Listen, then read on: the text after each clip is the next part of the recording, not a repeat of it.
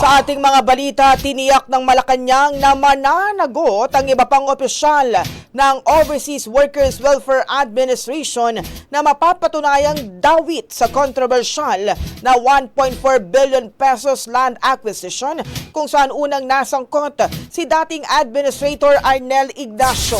Ayon kay PADAS Press Officer Claire Castro, kasalukuyang under investigation pa ng Office of the President ang kaso. Kahit wala pang kumpirmasyon kung may iba pang opisyal ng OWA na masususpinde o matatanggal. Subalit binigang diin ng palasyo na anuman ang magiging resulta ng investigasyon ay agad na isasagawa ang nararapat na hakbang kabilang ang suspensyon o pagtanggal sa mga mapapatunayang sangkot. Samantala lumalabas sa inisyal na findings ang OP na hindi apektado ang OWA Trust Fund sa nasabing transaksyon. Gayunpaman, nagpapatuloy pa rin ang verifikasyon upang matukoy kung may bahagi ng pondo ang posibleng nagamit sa transaksyon. Ang bahaging ito ay hatid sa atin ng Yummyvit ES3 Syrup. Simulang tuparin ang pangarap ng iyong anak. And stunting now!